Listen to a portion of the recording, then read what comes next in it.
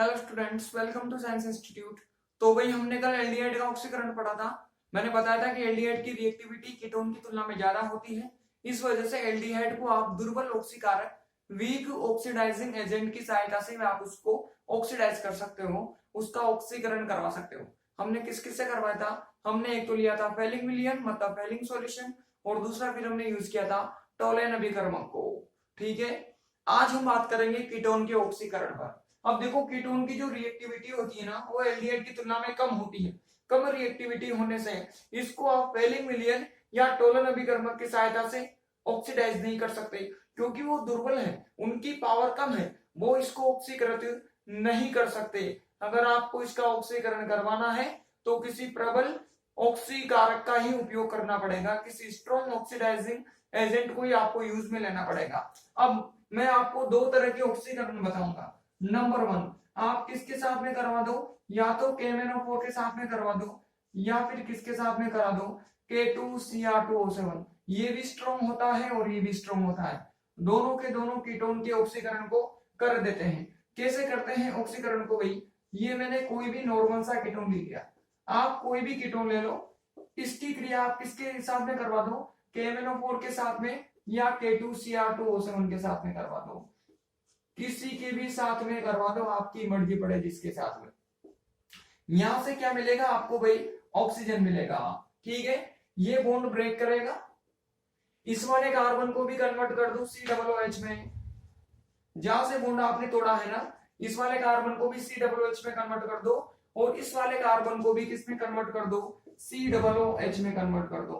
और इधर की तरफ कौन क्या लगाना पड़ेगा? H लगाना पड़ेगा। कार्बन की वैलेंसी तो पूरी करनी पड़ेगी ना। इस वाले कार्बन को भी मैंने COOH कर दिया, और कार्बन की वैलेंसी पूरी करने के लिए मैंने क्या लगा दिया? हाइड्रोजन लगा दिया। मतलब ये भी एसिड बन गया, ये भी एसिड बन गया। इस तरह से कीटोन का ऑक्सीकरण होता है। ये तो मैंने दोनों तरफ क्या लिए थे? CH3 लिए थे। अब ऐसी कीटोन पर बात करते हैं जिनमें दोनों तरफ डिफरेंट ग्रुप हो। अब हमें वापस सोचना पड़ेगा कि बॉन्ड ये वाला ब्रेक करेगा या बॉन्ड ये वाला ब्रेक करेगा। अब इसको देखने के लिए वापस से किसको लाना पड़ेगा? पॉपऑफ के नियम को लाना पड़ेगा। जैसा मैंने आप लोगों को बेयर विलीगर ऑक्सीकरण में बताया था ना कि बॉन्ड ऑक्सीजन कहाँ जुड़ता है, किस तरफ ऑक्सीजन को जोड़ना है। अल्फा कार्बन वाली, अल्फा कार्बन जहां कम हो वहां पर जोड़ना है। अल्फा कार्बन कम हो जाए तो फिर आपको कार्बन चेन देखनी है, जिधर की तरफ कार्बन चेन लंबी हो वो वाला आपको CC बॉन्ड तोड़ना है। याद आया पॉपऑफ का नियम क्या कहता था? तो यहां भी क्या लगेगा? पॉपऑफ का नियम ही लगेगा। सबसे पहले क्या लगाओगे आप? अल्फा हाइड्रोजन कम लगाओगे। यहाँ पर तो 3 है, यहाँ पर 2 है। पॉपऑफ क्या कहता है कि कौन सा बॉन्ड ब्रेक करेगा? ये वाला बॉन्ड ब्रेक करेगा। दूसरा वाला पॉइंट देखोगे तो भी वही वाली कहानी है। इधर की तरफ एक कार्बन की चेन, इधर की तरफ 2 कार्बन की चेन। जिधर की तरफ कार्बन चेन लंबी हो आपको वही वाला बॉन्ड ब्रेक करना है। तो इस तरह से पता लगा लोगे कि कौन सा वाला बॉन्ड ब्रेक होगा। ये किसके नियम से लगाना है आपको? पॉपऑफ के नियम से, जो मैंने आपको बेयर विलीगर ऑक्सीकरण में दिखाया था। अब आने के बाद में तो नॉर्मल ही है, आपको वो आता है तो आप बॉन्ड ब्रेक करना। अब इस वाले कार्बन को भी किस में कन्वर्ट कर दो? CH3COOH में कन्वर्ट कर दो। और इस वाले कार्बन को भी किस में कन्वर्ट कर दो? इससे एक कौन लगा हुआ है? इससे एक तो लगा हुआ है CH3। और इस वाले कार्बन को भी किस में कन्वर्ट कर दो? COOH में कन्वर्ट कर दो। इसको भी बना दिया COOH और इसको भी बना दिया COOH। इसके बगल में CH3 था तो मैंने क्या लगा दिया? CH3 लगा दिया। बोलो इस तरह से कर लोगे कि नहीं कर लोगे? ये तो पहला है। अब दूसरा मैंने किसके साथ में करवा दिया भाई? सेलेनियम ऑक्साइड के साथ में करवा दिया। सेलेनियम ऑक्साइड क्या कहता है भाई? इसमें भी मैंने एक बार तो क्या ले लिया? यह एसीटोन ले लिया। इसकी क्रिया किसके साथ में करवा दो? सेलेनियम ऑक्साइड के साथ में करवा दो। ये जो CH3 है ना, इस CH3 को मैं इस प्रकार से लिख दूं तो मेरे ख्याल से आप लोगों को दिक्कत नहीं होगी। करना क्या है आपको? इस CH2 में से 2 हाइड्रोजन बाहर निकाले और यहां से एक ऑक्सीजन। बोलो कौन बाहर निकल गया? H2O बाहर निकल गया। एक ऑक्सीजन, इसके 2 हाइड्रोजनों को बाहर निकाला तो इसके कितने बॉन्ड फ्री हुए होंगे? 2 बॉन्ड फ्री। इन दोनों बॉन्डों से किसको जोड़ दोगे? ऑक्सीजन को जोड़ दो। मतलब आपको इस C डबल बॉन्डो के बगल वाले कार्बन को क्या बना देना है? C डबल बॉन्डो में कन्वर्ट कर देना है। ये तो था ही सही, इसको भी किस में कन्वर्ट कर दो? C डबल O में कन्वर्ट कर दो। H2O को बाहर निकाल दो, दोनों ऑक्सीजन काम आ गए, तो यहां से कौन बाहर निकल जाएगा, सेलेनियम बाहर निकल जाएगा। बोलो हुआ कि नहीं हुआ।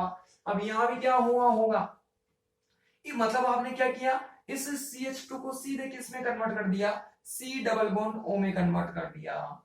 आई बात समझ में। ये लो अगला एग्जांपल लेकर देखते हैं। ये CH3 C double bond O, ये CH2 और ये मैंने क्या कर दिया, CH3 कर दिया। अब देखो अब क्या होगा, देखो इसको भी मैं CH2H की फॉर्म में लिख सकता हूं, मतलब आपको इधर की तरफ भी CH2 मिलेगा और इधर की तरफ भी क्या मिलेगा, CH2 मिलेगा। वापस से लपड़े, इसको कन्वर्ट करें या इसको कन्वर्ट करें, यहां पर वापस कहां जाओगे, पॉप के नियम के पास जाओगे। उस CH2 को कन्वर्ट करना है जिस और कार्बन चेन लंबी हो। इधर की तरफ तो एक ही कार्बन, इधर की तरफ दो कार्बन, कार्बन चेन इधर की तरफ लंबी है, तो इस वाले CH2 को आपको C डबल O में कन्वर्ट करना है। किसको कन्वर्ट करोगे, इस वाले को, क्योंकि इधर की तरफ कार्बन चेन लंबी है, इसको मैंने C डबल O में कन्वर्ट कर दिया और ये हो गया CH3। बोलो समझ में आया कि नहीं आया। इधर की तरफ एक ही कार्बन था, इधर की तरफ दो कार्बन, देखो एक ही नियम लग रहा है सब जगह, दो कार्बन, जिधर की तरफ कार्बन चेन लंबी हो उधर वाले CH2 को आप कन्वर्ट कर दो, C डबल O में कन्वर्ट कर दो। आई बात समझ में। इस तरह से होता है सेलेनियम ऑक्साइड के साथ में ऑक्सीकरण। एक दो एग्जांपल और कर लो। ये मैंने CH3 ले लिया भाई, और ये C डबल बॉन्ड O कर लिया और ये H कर लिया। अब बताओ कैसे होगा।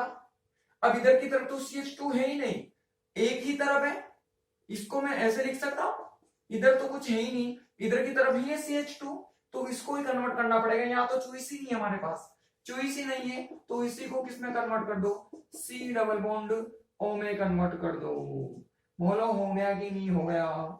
इसी तरह अगर साइक्लिक कीटोन का कराओगे, चक्रीय कीटोन का कराओगे, तो लो चक्रीय कीटोन का कर लो, बगल में कौन कौन बाहर निकलेगा, H2O और सेलेनियम बाहर निकल जाएगा, ये सेलेनियम ऑक्साइड। अब इसमें इधर भी CH2 इधर भी CH, दोनों तरफ तो सेम ही है, इसको कन्वर्ट करो चाहे इसको कन्वर्ट कर दो, आपकी मर्जी पड़े, जिसको कन्वर्ट कर दो, लेकिन कन्वर्ट कर जरूर दो बस। बोलो हो गया कि नहीं हो गया। लिखो इसके अंदर लिखो पहले, कीटोन की क्रियाशीलता एल्डिहाइड की तुलना में, कीटोन की क्रियाशीलता एल्डिहाइड की तुलना में कम होती है, अतः इसका ऑक्सीकरण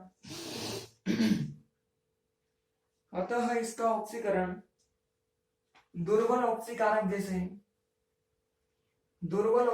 जैसे फेलिंग विलयन तथा टोलन अभिकर्मक की सहायता से नहीं किया जा सकता।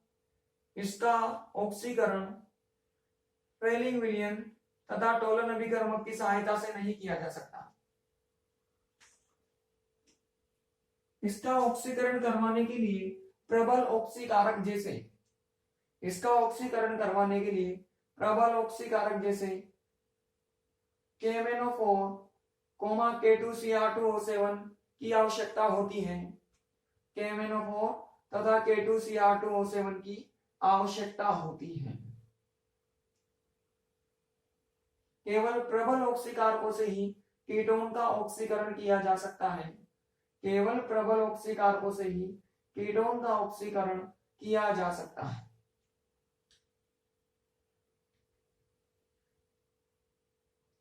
यहां तक लिखो पहली रिएक्शन, नंबर 1 पॉइंट डाल के यहां तक कर लो। आप लोग लिखो इसके अंदर, due to less reactivity of ketone, due to less reactivity of ketone, it is not oxidized with the help of weak oxidizing agent like Fehling solution and tolerance reagent.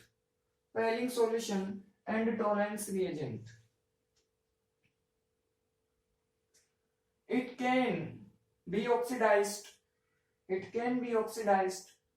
with the help of strong oxidizing agent like KMnO4 और K2Cr2O7, KMnO4 और K2Cr2O7। Number 1 point कर लीजिए भाई फटाफट fast. Second point लिखो आप लोग selenium oxide, Hindi वालों लिखो। जब कीटोन का ऑक्सीकरण सेलेनियम ऑक्साइड की सहायता से किया जाता है तो, जब कीटोन का ऑक्सीकरण सेलेनियम ऑक्साइड की सहायता से किया जाता है तो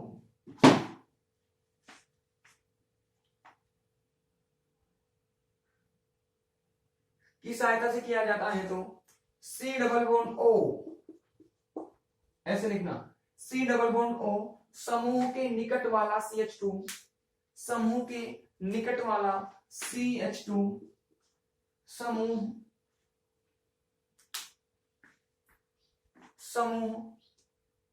C डबल बॉन्ड O, वापस C डबल बॉन्ड O में परिवर्तित हो जाता है, C डबल बॉन्ड O में परिवर्तित हो जाता है।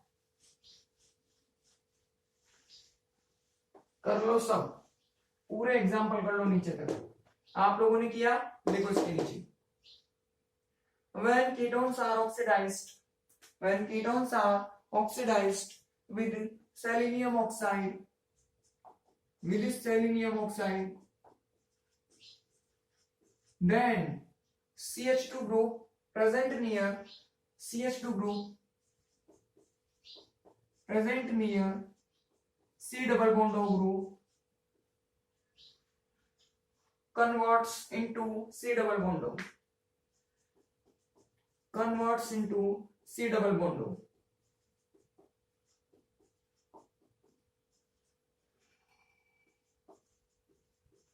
ठीक है, कंप्लीट कर लीजिए नीचे के एग्जाम्पल पूरे।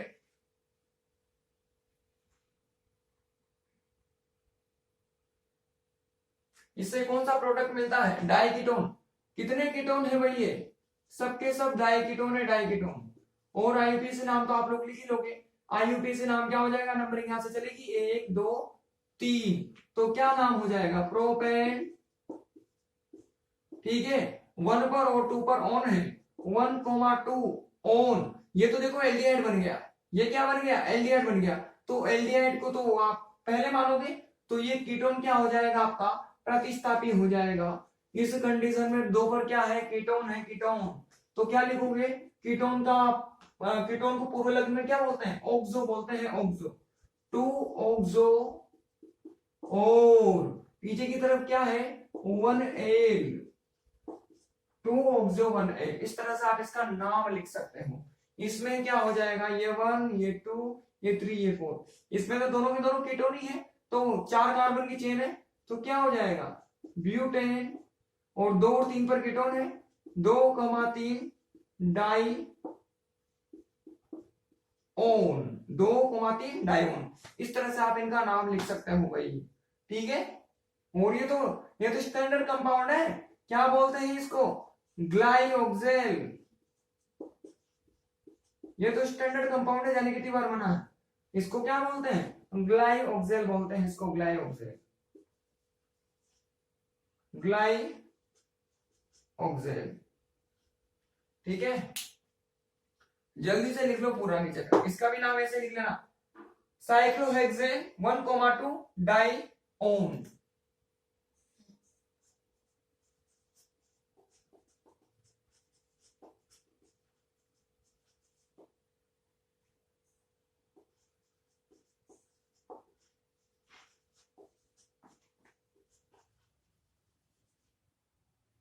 अगला टॉपिक डालो, कर लिया हो तो।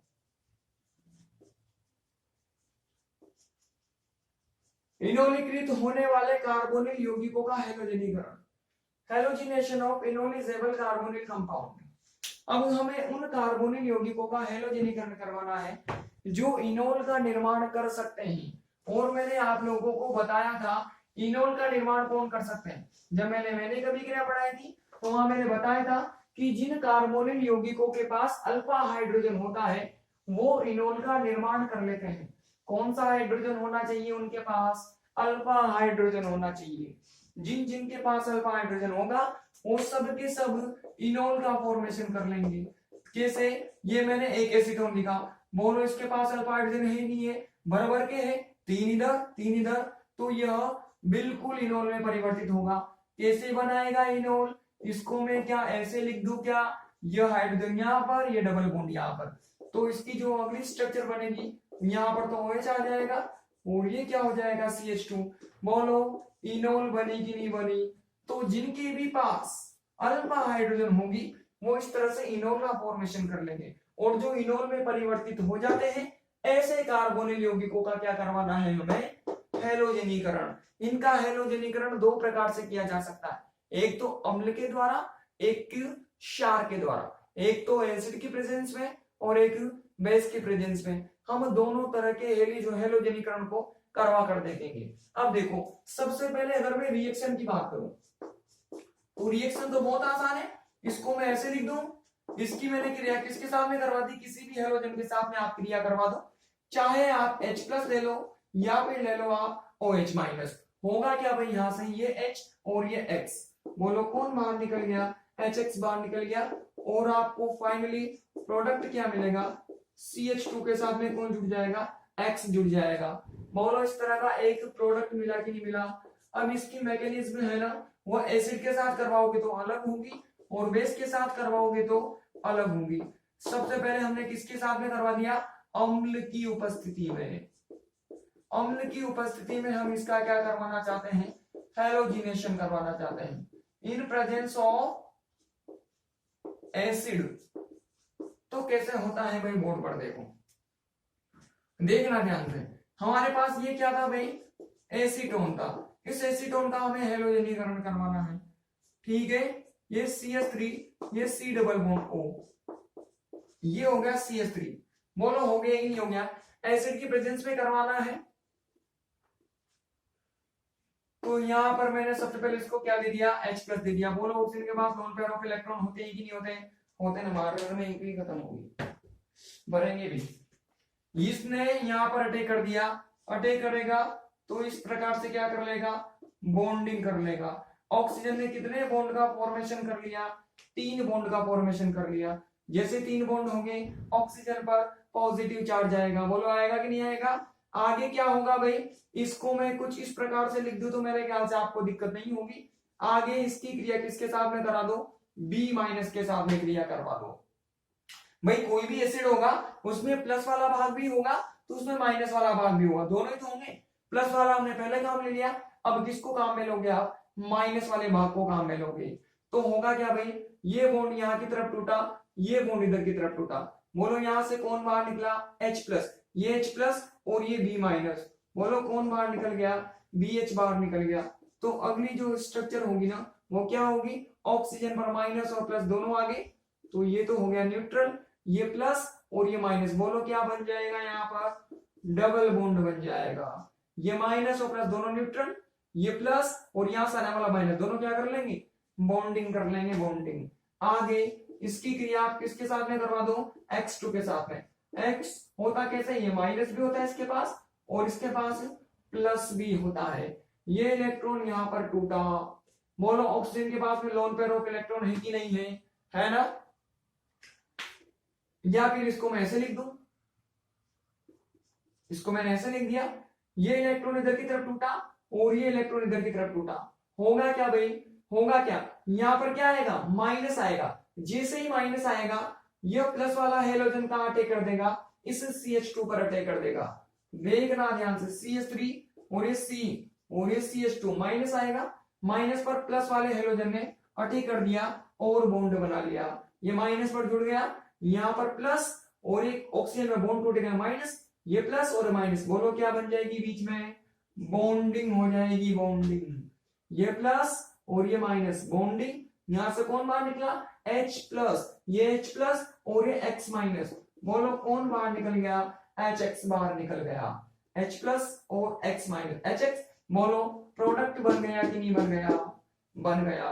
ये तो किसके साथ में बनाया हमने, अम्ल के साथ में। अब हम किसकी बात करेंगे भाई, क्षार की बात करेंगे।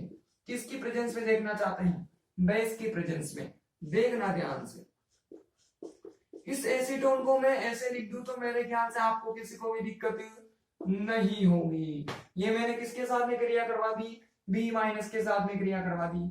ये इलेक्ट्रॉन कहाँ की तरफ टूटा भाई, इधर की तरफ इलेक्ट्रॉन टूटा, टूटा यहां से H प्लस बाहर निकलेगा, जैसे H प्लस बाहर निकलेगा ये मिलेगा, और बोलो कौन बाहर निकल गया, BH बाहर निकल गया। ये CH3 C double bond O और एक कार्बन पर नेगेटिव चार्ज आ गया। अगली कंडीशन में ये क्या करेगा, रेजोनेंस करेगा, ये इलेक्ट्रॉन यहां पर चला गया, तो होगा क्या भाई, ये प्लस और ये माइनस, बोलो क्या हो जाएगी, बॉन्डिंग हो जाएगी, बॉन्डिंग, और ऑक्सीजन पर कौन सा चार्ज आ जाएगा, नेगेटिव चार्ज आ जाएगा। आगे इसकी क्रिया किसके साथ में करवा दो, X2 के साथ में, वापस हेलोजन में माइनस भी होगा और हेलोजन में प्लस भी होगा। ये बॉन्ड टूटेगा इधर की तरफ, यहाँ पर माइनस आएगा, इस माइनस को वापस कौन अटैक कर देगा, X माइनस अटैक कर देगा। ठीक है, ये कार्बन और ये CH2, जैसे माइनस आएगा X प्लस ने अटैक कर दिया और ये इस प्रकार से जुड़ गया। ये यहां पर इधर माइनस तो बगल वाले कार्बन प्लस, ये प्लस और ये माइनस, बोलो वापस से क्या हो जाएगी, बॉन्डिंग हो जाएगी। ये प्लस और ये माइनस बॉन्डिंग, और यहां से कौन बाहर निकल जाएगा, X माइनस बाहर निकल जाएगा। ठीक है, तो बोलो वापस से सेम टू सेम प्रोडक्ट बन गया कि नहीं बन गया, बन गया। लिखो, वे कार्बोनिल यौगिक जिनके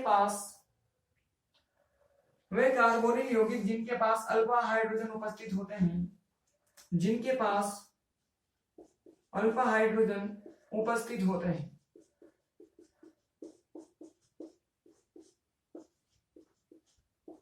इनोल का निर्माण कर लेते हैं, इनोल का निर्माण कर लेते हैं, इनोल का निर्माण कर लेते हैं।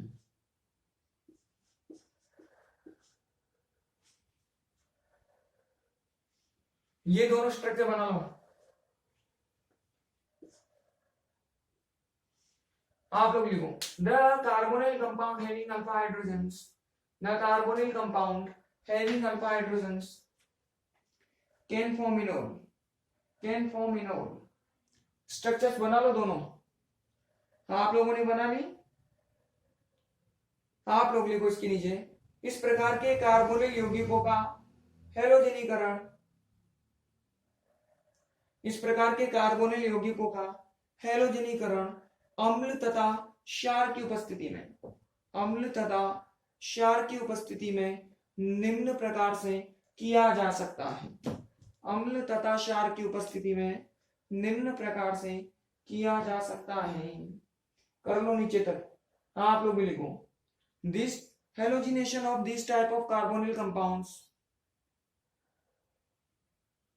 halogenation of these type of carbonyl compounds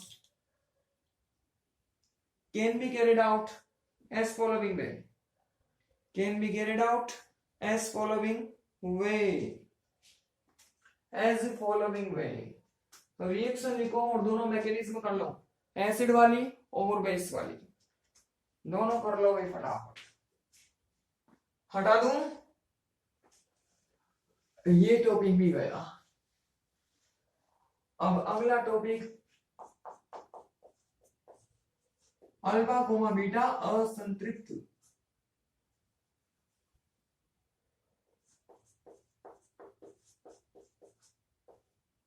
carbonyl यौगिक।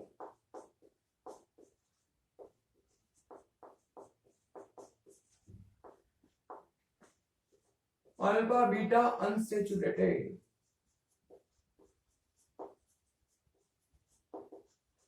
Carbonyl compound.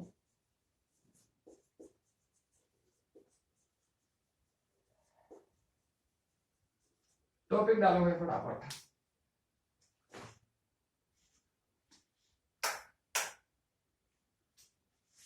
देखो क्या मतलब है, असंतृप्त का मतलब होता है डबल बॉन्ड या ट्रिपल बॉन्ड, कौन सी स्थिति पर हो, अल्फा और बीटा के बीच में हो, मतलब ऐसे कार्बोनिल यौगिक जिनमें अल्फा तथा बीटा पोजीशन के बीच में एक डबल बॉन्ड या एक ट्रिपल बॉन्ड होता है, या तो डबल बॉन्ड होना चाहिए या ट्रिपल बॉन्ड होना चाहिए। ऐसे सभी कार्बोनिल कंपाउंडों को क्या कहोगे आप, अल्फा बीटा असंतृप्त कार्बोनिल यौगिक, alpha beta unsaturated carbonyl compound. जैसे कि मैंने क्या कर दिया, ये CH2 डबल बॉन्ड CH और ये हो गया CH। बोलो क्रियात्मक समूह के बगल वाला कार्बन अल्फा और इसके जस्ट पास वाला बीटा, अल्फा और बीटा के बीच डबल बॉन्ड आ गया तो अल्फा बीटा असंतृप्त कार्बोनिल यौगिक हो गया कि नहीं हो गया। अगला मैंने कुछ इस प्रकार का बना दिया, क्या यह भी अल्फा बीटा असंतृप्त कार्बोनिल यौगिक है क्या? बिल्कुल, ये अल्फा और बीटा के बीच में क्या है? डबल बॉन्ड है, तो यह भी यही है। आई बात समझ में? लिखो डेफिनेशन। वे कार्बोनिल यौगिक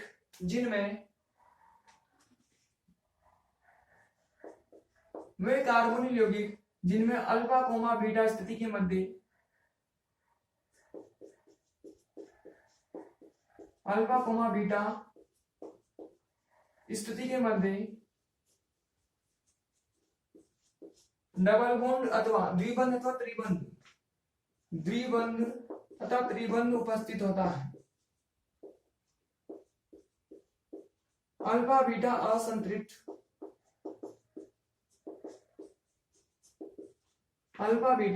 असंतृप्त कार्बोनिल यौगिक कहलाते हैं। अल्फा बीटा असंतृप्त कार्बोनिल यौगिक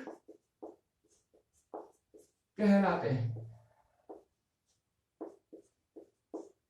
एग्जाम्पल लिख लो भाई, the carbonyl compounds having double bond और ट्रिपल बॉन्ड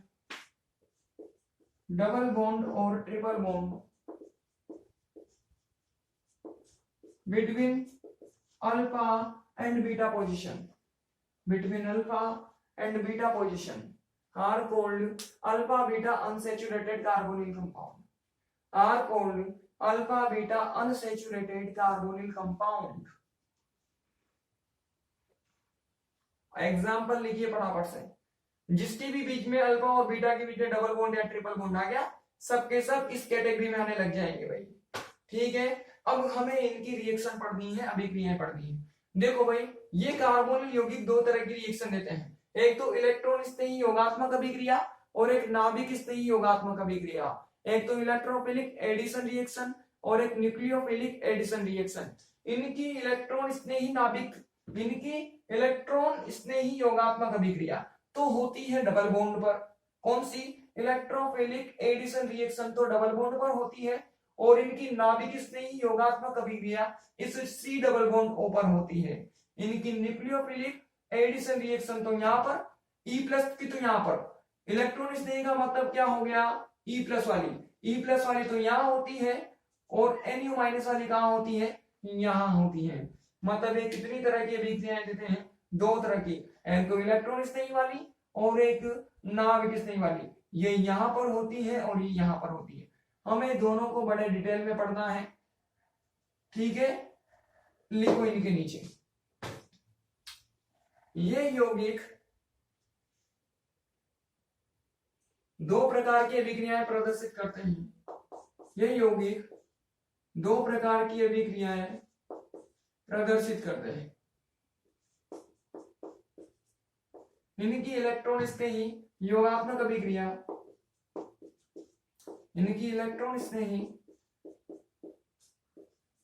योगात्मक अभिक्रिया द्विबंध पर संपन्न होती है,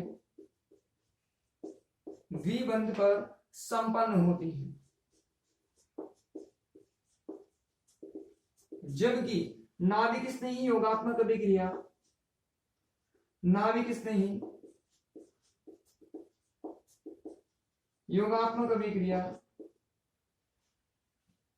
C डबल बॉन्ड O पर संपन्न होती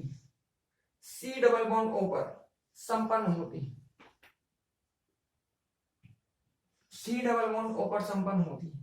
नंबर 1 पॉइंट डालो, इलेक्ट्रॉन स्नेही योगात्मक अभिक्रिया। आप लोग लिखो, electrophilic addition reaction of these compounds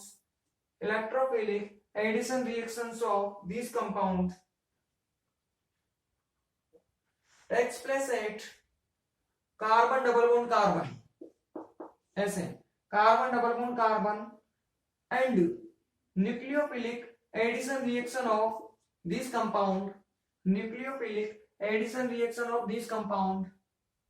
takes place at carbon double bond O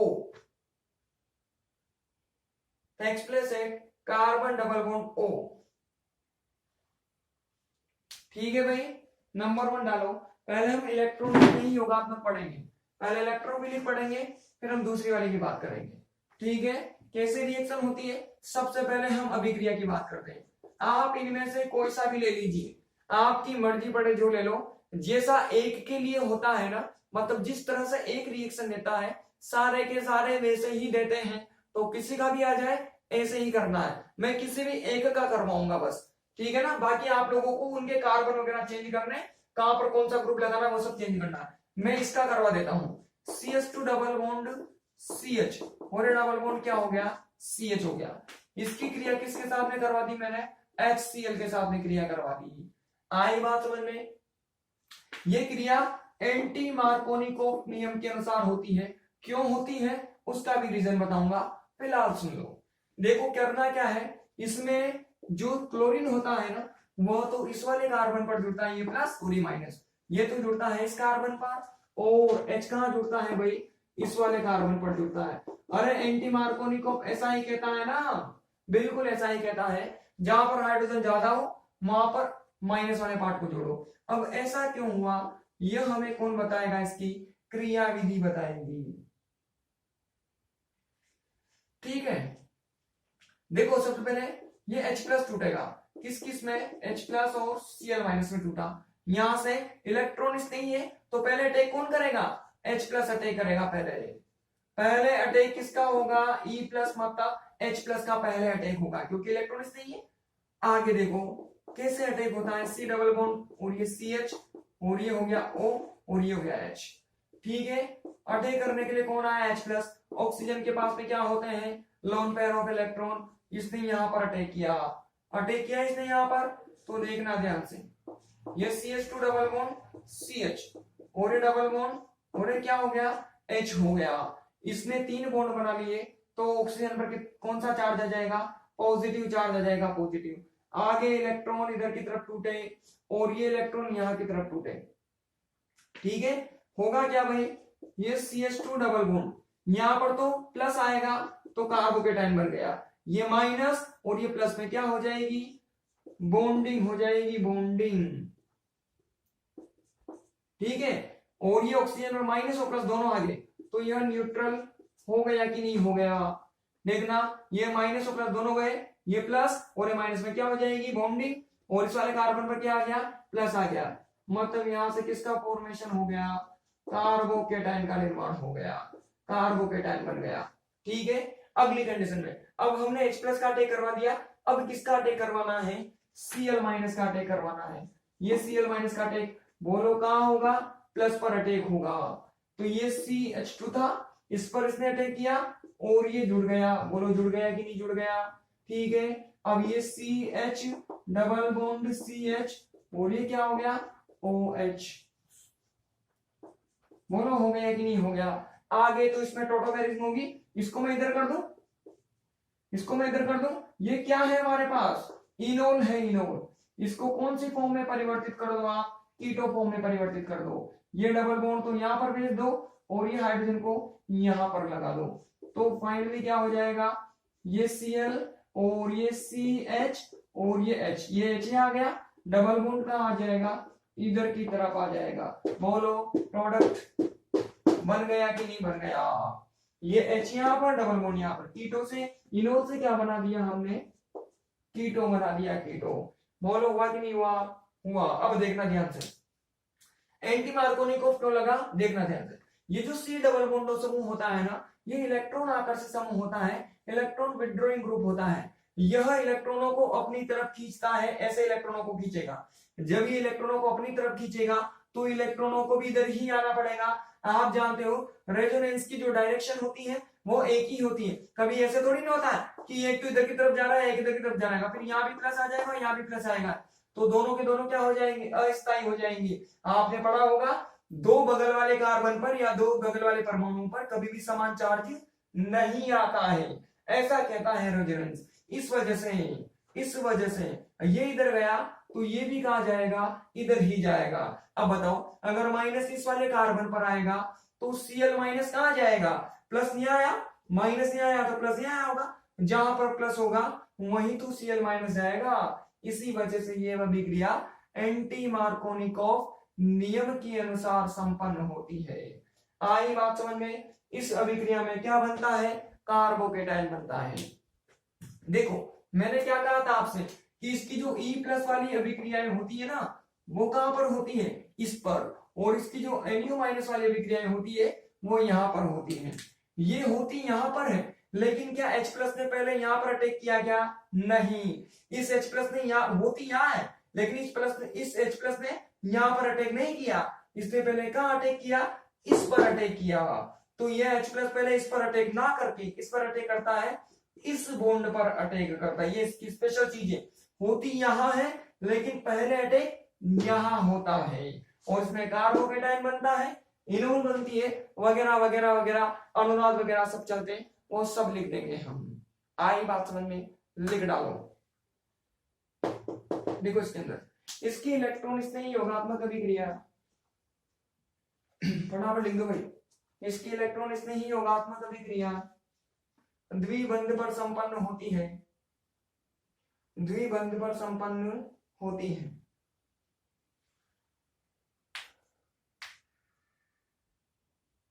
यह अभिक्रिया मार्कोनिकोव नियम के विपरीत होती है। यह अभिक्रिया मार्कोनिकोव नियम के विपरीत होती है, क्योंकि इन यौगिकों में कार्बन द्विबंध कार्बन के संयुग्मन में C डबल बॉन्ड O समूह होता है। कार्बन द्विबंध कार्बन के संयुग्मन में C डबल बॉन्ड O समूह होता है, जो इलेक्ट्रॉन आकर्षित प्रकृति का होता है। जो इलेक्ट्रॉन आकर्षित प्रकृति का होता है। अतः ये अभिक्रियाएं मार्कोनिकोव नियम के विपरीत संपन्न होती है। ये अभिक्रियाएं मार्कोनिकोव नियम के विपरीत संपन्न होती है। अगली लाइन से लिखो, इन अभिक्रियाओं में H प्लस का आक्रमण कार्बन द्विबंध कार्बन पर ना होकर कार्बन द्विबंध कार्बन पर ना होकर कार्बोनिल समूह के ऑक्सीजन पर होता है। कार्बोनिल समूह के ऑक्सीजन पर होता है,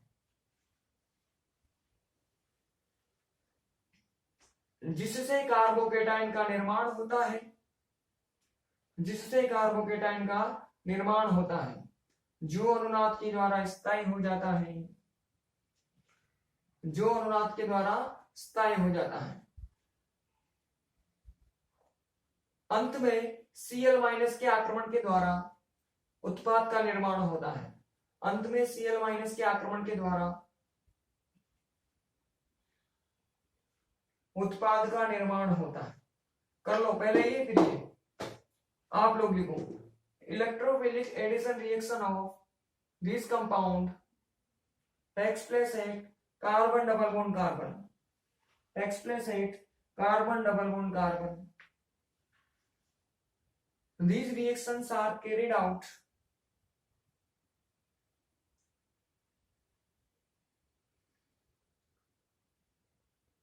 from anti-Markovnikov rule. From anti-Markovnikov rule, because in these C double bond O group is present in conjugation with carbon double bond carbon. Is present in conjugation with carbon double bond carbon. This group is electron withdrawing in nature. Electron withdrawing in nature. Next line से लिखो, in this H plus attack on oxygen of carbonyl group. Attack on oxygen of carbonyl group in place of carbon double bond carbon. Attack on oxygen of carbonyl group in presence of in place of carbon double bond carbon. In place of carbon double bond carbon. Due to this attack, carbocation is formed. Due to this attack, carbocation is formed, which get stable by resonance. At the last, product is formed by attack of Cl minus. ठीक है, कर लो reaction. कल इसकी दूसरी वाली करेंगे भाई, नाभिक स्तरीय। कल मिलते हैं।